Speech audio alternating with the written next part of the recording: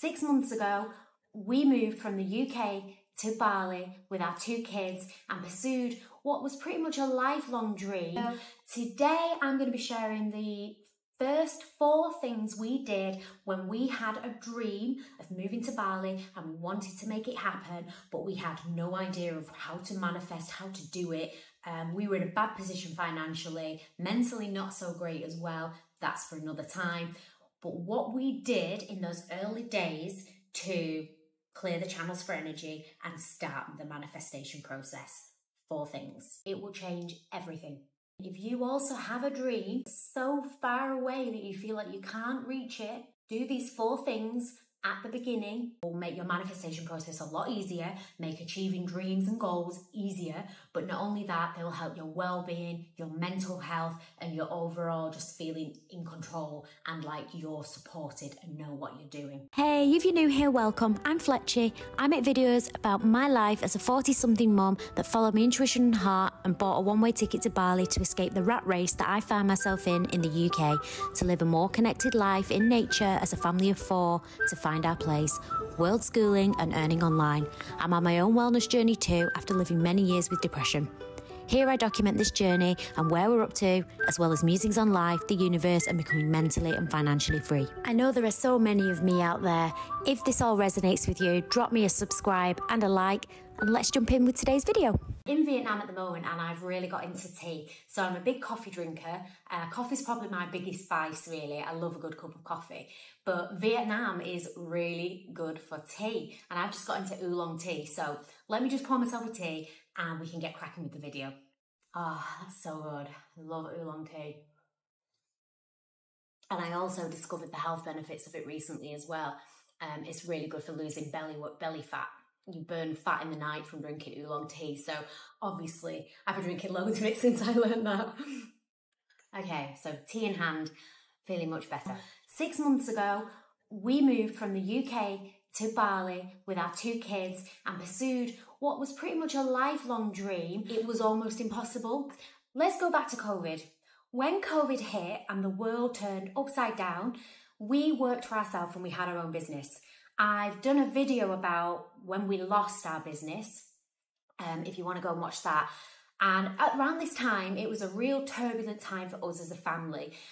We lost everything. We had no income coming in. COVID happened, obviously, so we were all stuck at home. The kids were at home. We couldn't even get out to get new jobs to get income coming in because we had the kids at home. So we lost everything. And around that time, we were having you could call it a spiritual awakening. So we were starting to feel that things weren't quite right in the world. The truths that we knew weren't quite as we thought they were. Things felt off, things felt strange, and we were having this awakening. So I know a lot of people having spiritual awakenings at the moment where they're starting to get wise to how reality actually works, how the matrix operates, how we're programmed with old beliefs from our childhood that we don't even know are there. We're just running on our subconscious, which is just packed full of these limiting beliefs that are keeping us stuck in our lane and trapped and slaves. So we were having this awakening to all this information that was coming to us in downloads. So myself and Sai had been having Reiki, and we had been receiving information whilst we were in Reiki that was telling us that we were not where we were meant to be. We needed to do something. We needed to move to the sun, and Bali kept coming up. So we kept seeing synchronicities in life about Bali and things like that. So this was massive for us. We had no money because we'd lost our business. We had no way of getting to Bali. We were absolutely skint. We had no position to be thinking, oh, I'm dreaming about this. I want to move to Bali and set up a new life. We were really, you know, in a bad place. But we had this intention, we had this dream, and we were getting guided almost by something else, not just us saying, oh, we want to move to Bali. It was something else. So we spoke about it at length, and the more we spoke about it, and we had fears about doing it, because obviously it was a huge thing at the time, it became so absolutely a must that we did it, that it was scarier to not act on it than to act on it and to make it actually happen. So that's a bit of the background as to why we decided on Bali. Yes, we'd never been to Bali before. We hadn't even visited as a holiday. So it was completely new to us, but we were getting all this information and these strong feelings that we need to be somewhere else as a family. So with that seed cemented in our minds, we set the intention around that time when the world was in turmoil. We didn't know what was happening. Travel had locked down. There was no way of getting to Bali, but we knew that we wanted to move to Bali. And so we set the intention. We want to move to Bali. We want to make this new life happen. It's our dream. Okay, there we go. And from the minute we decided that that's what we wanted to do, we got very, very clear on what we wanted to do, where we wanted to be. That's setting the intention. So without setting an intention as to what you want and being clear on that, you are sending very confused messages out to the world, to yourself, to the universe, as to what it is you actually want. The minute we got clear on what we wanted, everything changed. And once we decided what we wanted to do, it was so out of reach, it was so an absolute dream, it was so at that point never going to happen, we visualized it and did mood boards. So we sat on numerous times with a big A3 sheet of paper and, sorry, just have some tea. That's better. And we got really clear on what this new life would look like, what it would feel like. We cut out pictures of places that we'd want to visit when we were there, the feeling that we'd have when we were there. So I have on mine pictures of a really relaxed mom with her kids around her, schooling, pictures of them doing things together, what the house would look like. We wanted it to look really modern, but have traditional elements, lots of wood, lots of natural materials. It wasn't just about the visual. We were visualizing it with these cut out pictures. We were feeling those visualizations. So we were feeling, what would it feel like to be a mom that wakes up in this paradise, this dream? Like, how would it feel? And of course it would feel amazing, and it does. I would feel accomplished and like I'd achieved something, and that I would feel so grateful, I would feel so lucky, I would just feel love, pure love. So it was focusing on the visual aspect of this intention, what it would look like, but what it would feel like. So once we got really clear on the intention, we started visualizing by mood boards. We started to have a picture of what our life would look like. And by that point, we knew that this life was for us and we were going to make it happen no matter what. Now, you've probably all heard of manifesting and the law of manifestation, the law of abundance, the law of assumption, and the secret. Now, you'll all know probably that thoughts become things. And obviously when you're in the thick of depression, or like us, we'd lost everything, it was a little bit, ridiculous to think, oh, my thoughts become things, brilliant. Because we'd been hit with COVID. I didn't plan that. I didn't put that into my mind and think that, and then it became it. We lost our business. I didn't think that. I didn't plan for that to happen, but it happened. So it was a bit ridiculous to think thoughts become things. Like, yeah, sure they do. Right, brilliant. But what losing the business did for us was teach us massive, massive lessons. Huge lessons in diversifying and not putting all your eggs into one basket, which is now how we live our life. We are not reliant on one single income that if that goes, we are absolutely done for. And I'm going to do a video on that and all the ways we earn money and the way we secure this life, because obviously it looks like a dream from the outside, but we do work, and we have different ways, different incomes coming in. So I will do a separate video on that. So it was a little bit ridiculous to think, okay, we're going to manifest this life. But in my former years, I'd been a manifester. I could manifest things, and I was very heavily into the secret. I had depression all my life.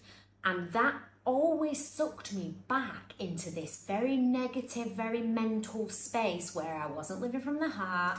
I was always thinking, how can I beat this beast? How can I not have depression? How can I be well? How can I be happy? How can I make sure that I fit everything into this well time? Because I know it's going to come back and bite me on the bum and I will be flawed and nothing will work for me. So I was always living in depression. So when I didn't have depression and everything was okay, I was cramming the work in. I was being the best mum I could. I was fitting all my exercise in. I was trying to do everything into this small little window of good times, which then I would burn out because it's physically exhausting. And then I would enter back into this depression, which then I was flawed and I would be in bed. I couldn't get up. I had no will to get up. I had no will to live. So that's kind of how my 20s played out. And friends and family knew about this kind of stuff, but they never saw it because depression is like that. You stay very hidden away when you're at your worst. Only the closest to you see that. And I'm sure if you've had depression or you know someone that's lived with a mental illness, it's debilitating, but it's also very isolating because you can be very secretive about how you're feeling. Because at the time I saw it as a weakness, I saw it as a flaw in me because I was this superpower, this super strong girl that did stuff, started businesses, had a bad start in life but overcame it and fought, and I was that person. And so when depression came and knocked me sideways, I saw that as a massive weakness, and I don't think that it is a weakness. I see it as a superpower now. I see it as a strength. So I do want to do a video on depression and how I overcame depression, because I was constantly trying to overcome depression, constantly. And I did a few things that really changed my life, and I want to share those with people because I know they will help other people. And that was after years of trying different medications, trying different, all different kinds of things. And I was getting to the point where there was no option, there were no more options for me. I'd come to the realization that this was my life now, and I just had to work within the parameters of depression, and it ruled my life. And so I'm going to do a video separately on that, because, yep, let me know in the comments if you think that is a good idea. So, where was I? So yeah, going back to manifestation. I knew about how to visualize things, how to set your intention, and how to feel the feeling. But what I was missing is living as though the wish has already happened. Living like the dream has already happened. It's already there. How do you feel now? As if it's happened. Now, this can be quite hard if you're living in lockdown situations. I'm clearly not in Bali, I'm clearly not traveling, I'm clearly stuck in a rut with no money and no kids. But rather than feeling the feeling, it was feeling as though the wish had been fulfilled. And I don't know if you know about Neville Goddard, who is really the master in the law of assumption. It's about assuming that we're already living this dream. And when we assume it, we become it. We can't not become it, because we send that intention out to the universe. The energy becomes matched that we're giving out, because we're thinking we're already that person, it's already happening, we are that person, the energy is that. And so therefore we attract that energy. And what happened for us, as soon as we started thinking, it's a done deal, we know that we're going to Bali, it is happening. We don't know how, we don't know the ins and outs. That's not for us to figure out right now. We just knew. And once we knew and we started living as though it is done, things started changing for us in a massive way. So I'm going to do a video on the law of assumption because it's something that changed my life. It changed the way I manifested. It changed the way I thought about everything to do with goals, dreams. It was a game changer, a complete game changer. And interestingly, on my blog, I have a blog that I write about things about the universe and energy and vibration and all the things that light me up and that I absolutely love. I wrote an article about the laws of the universe. So these are a set of ancient laws about how the universe works and how energy and vibration work. And they're all laws that we've forgotten because now we're in the Newtonian era where we really just apply the laws of physics to our everyday life, and the supernatural, magical, kind of energetic side of life is very unexplainable. It's very not real. It's a bit of woo maybe. It's just not. The laws of physics don't explain these laws, so it's kind of like, well, they must be mumbo jumbo. These laws were what the ancients used to live their lives by. And when I discovered these laws and looked into them, I resonated with them so much that I was like, why are we not being taught these things in school? Like, why are our children not being taught about all of these amazing principles to live by? So I did a blog post on the laws of the universe, and it's my best performing blog post. We get nearly all of our traffic from that one post, and that is a post that earns us money. So that's how our blog earns us money. Now, this didn't happen before that one blog post. We were stuck, we didn't have money and things like that.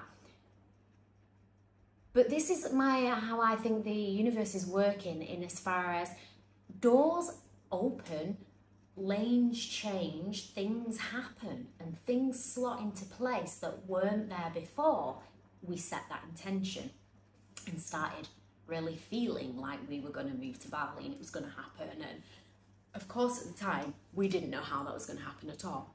So we set the intention, we visualized and felt that visualization. What's it going to feel like when we've got that?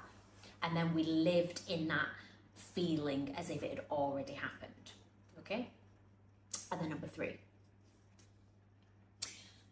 Once we were living in this feeling, this wish fulfilled, it's already happened, what do we need to do to start making that happen? And one of the things was declutter. We can't take all this stuff in our house. We need to declutter. So that's what we did.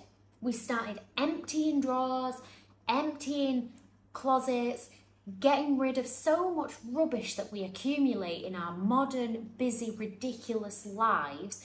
I don't know about you guys, but we had a lot of crap that we just built up. Our kitchen drawer was ridiculous. Chargers, wires, cables, lighters, all kinds of stuff. We decluttered every single day. We went through everything over and over and over again. And it wasn't easy at first, decluttering. It wasn't easy at all. We decluttered in a way that was like, okay, yeah, we'll just get rid of this, but we'll keep that. And that was a huge learning curve in itself. But if we're living this life, this dream, do we need all this clutter? Do we need all this stuff in our house? Clearly not. So we were living as if the wish was fulfilled, but we were acting on the wish being fulfilled. We were getting rid of stuff. We were getting ready to go. Decluttering was about going to the tip many times, selling stuff, listing stuff on eBay, Facebook Marketplace, Depop, getting all the old clothes photographed, really acting as if we're going, it's happening. Did we know how? No. Could we afford it? No. But we were acting as if it's done. We just needed to become the people that, once it was presented to us, could go. Okay, and my 4th thing was I stopped buying stuff. I stopped buying into this whole keeping up with the Joneses, need a new outfit to go out in, need a new outfit for someone's wedding, need this because I'm feeling fed up. Oh, the kids will look really nice in these. I'm going to get them. And I just stopped. I had no desire. Because I was living in the wish fulfilled, I was a person that was living in Bali, I had no need for anything. I was so happy. I stopped buying stuff. Stop buying crap. Stop living in this matrix of consuming and buying. Not only will you save so much money, you'll be like, wow, I've got 100 quid left over. Where's that come from?